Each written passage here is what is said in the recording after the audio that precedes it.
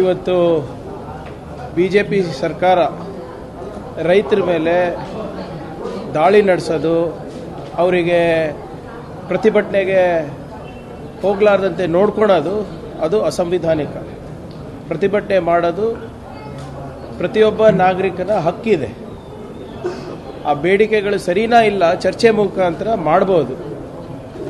ಆದರೆ ಇವತ್ತು ಬಿಜೆಪಿ ಸರ್ಕಾರ, ಕೇಂದ್ರ ಬಿಜೆಪಿ ಸರ್ಕಾರಗಳು ರಾಜ್ಯ ಬಿಜೆಪಿ ಸರ್ಕಾರಗಳಿಗೆ ಹೇಗೆ ಉಪಯೋಗ ಮಾಡಿಕೊಂಡು ನಮ್ಮ ರೈತರಿಗೆ ಮಧ್ಯಪ್ರದೇಶನಲ್ಲಿ, ಉತ್ತರ ಪ್ರದೇಶದಲ್ಲಿ ನಿಲ್ಲಿಸೋದು, ಬಂಧನ ಮಾಡೋದು, ಇಟ್ ಈಸ್ ಕಂಪ್ಲೀಟ್ಲಿ ಇಲ್ಲಿಗಲ್. ಇದಕ್ಕೆ ಬಿಜೆಪಿ ಸರ್ಕಾರದವರು ಮತ್ತು ಇಲ್ಲಿ ವಿರೋಧ ಪಕ್ಷದ ನಾಯಕರು ಅದಕ್ಕೆ ಉತ್ತರ ಕೊಡಬೇಕು. ಕರ್ನಾಟಕದ ಹಿತಾಸಕ್ತಿಯನ್ನು ಕಾಪಾಡಲಿಕ್ಕೆ ಕರ್ನಾಟಕದ ರೈತರು ಡೆಲ್ಲಿ ತನಕ ಹೋಗಬೇಕಾಗಿದೆ ಅಂದರೆ ಅವರಿಗೆ ಮಧ್ಯದಲ್ಲೇ ಬಂಧನ ಮಾಡೋದು, ಅವ್ರ ಮೇಲೆ ಅತ್ಯಾಚಾರ ನಡೆಸೋದು ಎಷ್ಟು ಸರಿ? ಮತ್ತು ಇವರು ರೈತರ ಪರವಾಗಿರುವಂಥ ಪಾರ್ಟಿ ಅಂತ ಹೇಳ್ತಾರಲ್ಲ, ಇದಕ್ಕೆ ಅವರು ಉತ್ತರ ಕೊಡಬೇಕಾಗಿದೆ.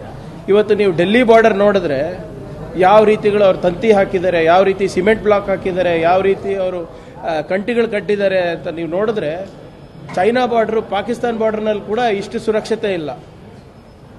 ಯಾಕೆ ಮೋದಿ ಸರ್ಕಾರ ಇವತ್ತು ರೈತರ ಹೋರಾಟಕ್ಕೆ ಇವತ್ತು ಹಂಚ್ತಾ ಇದ್ದಾರೆ? ಇವತ್ತು ರೈತರ ಪರವಾಗಿ ನಿಂತಿರೋದಂತ ಹೇಳ್ತಾ ಇದ್ರಲ್ಲ, ಅವ್ರ ಆದಾಯ ದುಪ್ಪಟ್ಟು ಮಾಡ್ತೀನಿ ಅಂತ ಹೇಳಿದ್ರು.